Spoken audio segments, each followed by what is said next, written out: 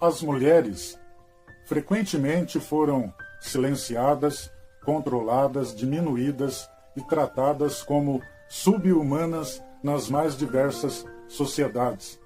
Todavia, houve um homem que lutou sozinho contra o império desse preconceito. Ele foi incompreendido, rejeitado, excluído, mas não desistiu das suas ideias. Ninguém apostou tanto nas mulheres como ele. Ele fez das prostitutas rainhas, das desprezadas princesas. Muitos dizem que ele é o homem mais famoso da história, mas poucos sabem que foi ele quem mais defendeu as mulheres. Seu nome é Jesus Cristo, o mestre dos mestres na arte de viver. Esse vídeo não fala de uma religião, mas da filosofia e da psicologia do homem mais complexo e ousado de que já se teve notícia nesse mundo.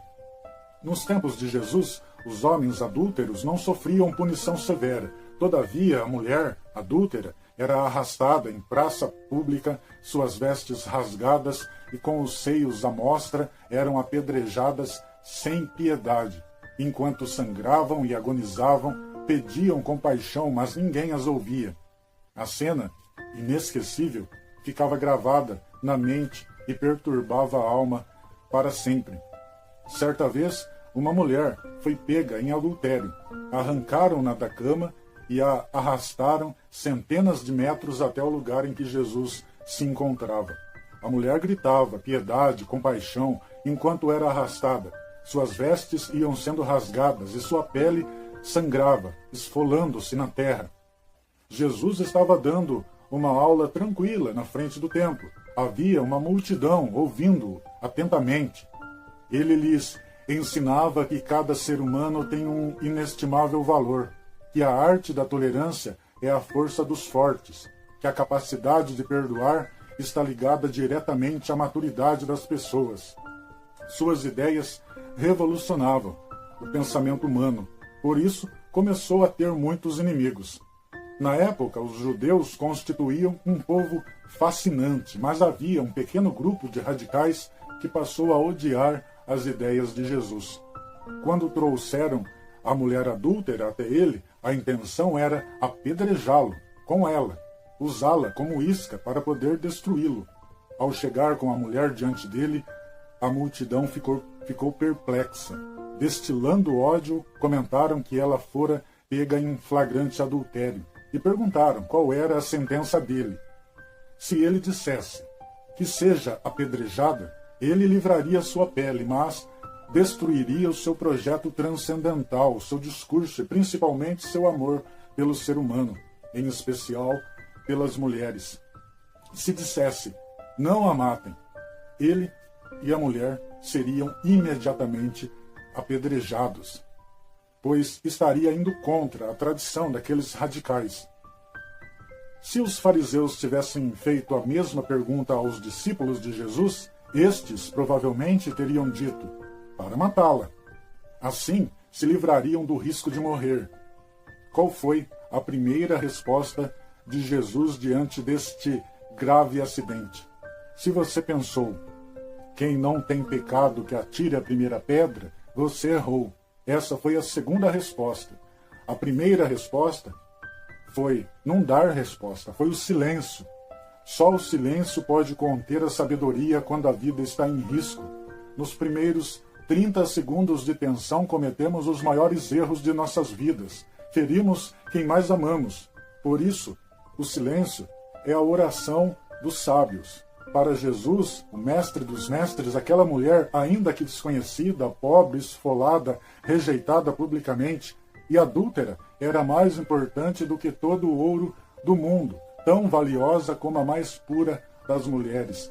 Era uma joia raríssima, que tinha sonhos, expectativas, golpes de ousadia, enfim, uma história fascinante, tão importante como a de qualquer outra mulher. Valia a pena correr o risco para poder resgatá-la. Para Jesus, não havia um padrão para classificar as mulheres. Todas eram igualmente belas, não importando a anatomia do seu corpo, não importando nem mesmo se erravam, muito ou pouco. Jesus precisava mudar a mente dos acusadores, mas nunca ninguém conseguiu mudar a mente dos linchadores. O eu deles era a vítima das janelas do ódio. Não eram autores da sua história. Queriam mesmo era ver sangue. O que fazer? Ao optar pelo silêncio, Jesus optou por pensar antes de reagir. Ele escrevia na areia o que consegue ver no teatro da nossa mente. Talvez dissesse para si mesmo: que homens são esses que não enxergam a riqueza dessa mulher? Por que querem que eu a julgue se eu quero amá-la? Por que, em vez de olhar para os erros dela, não olham para os seus próprios erros?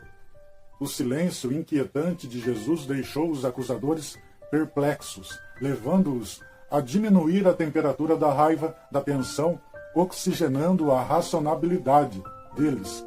Num segundo momento, eles voltaram a perguntar o veredicto de Jesus. Então, ele finalmente se levantou, fitou-os nos olhos como que se dissesse: matem a mulher. Todavia, antes de apedrejá-la, mudem a base do julgamento. Tenham a coragem de ser transparentes em enxergar as suas próprias falhas, os seus erros, suas contradições. Este era o sentido de suas palavras. Quem não tem pecado, que atire a primeira pedra. Os fariseus receberam um choque de lucidez com as palavras de Jesus. Saíram do cárcere do ódio e começaram a refletir. Deixaram de ser vítimas do instinto da agressividade e passaram a gerenciar as suas reações. O Homo sapiens prevaleceu sobre o Homo bios. A racionalidade voltou. O resultado é que eles saíram de cena. Os mais velhos saíram primeiro porque tinham acumulado muito mais falhas ao longo da vida ou porque eram mais conscientes delas. Jesus olhou para a mulher e fez uma delicada pergunta. Mulher, onde estão seus acusadores? O que ele quis dizer com essa pergunta e por que a fez? Em primeiro lugar, ele chamou a adúltera de mulher. Deu-lhe um status nobre de um ser humano. Ele não perguntou com quantos homens ela dormira. Para Jesus, a pessoa que erra é mais importante do que os seus próprios erros. Aquela mulher não era uma pecadora, mas um ser humano maravilhoso. Em segundo lugar, perguntou: onde estão os seus acusadores? Ninguém a acusou. Ela respondeu: ninguém. Ele reagiu: nem eu. Talvez ele fosse a única pessoa que tivesse condições de julgá-la, mas não o fez. O homem que mais defendeu as mulheres não a julgou, mas compreendeu. Não a excluiu, mas a abraçou. As sociedades ocidentais são cristãs apenas no nome, pois desrespeitam os princípios fundamentais vividos por Jesus. Um deles é o respeito incondicional. O homem que mais defendeu as mulheres não parou por aí. Sua última frase indica o apogeu da humanidade, o patamar mais sublime da solidariedade. Ele disse: vá e refaça seus caminhos.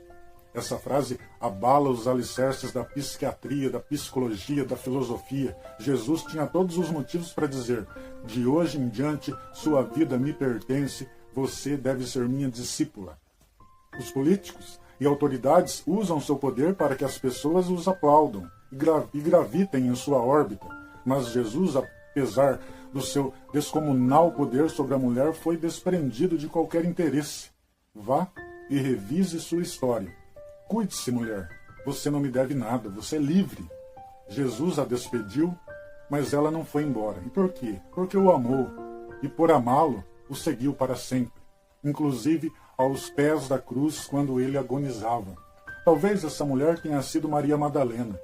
A base fundamental da liberdade é a capacidade de escolha, e a capacidade de escolha só é plena quando temos a liberdade de escolher o que amamos. Todavia, estamos vivendo em uma sociedade em que não conseguimos sequer amar a nós mesmos. Estamos nos tornando mais um número, um CPF, um RG ou um número de cartão de crédito, mais um consumidor potencial. E isso, diante da vida, da verdade, do caminho de Jesus, ensinado por Jesus, é inaceitável. Que Deus nos abençoe. E lembre-se, o primeiro a ser beneficiado pela força do perdão é aquele que perdoa, não quem é perdoado. bom dia, boa tarde, boa noite. Muito obrigado por você ter visto esse vídeo até o fim. Tudo de bom. Amém.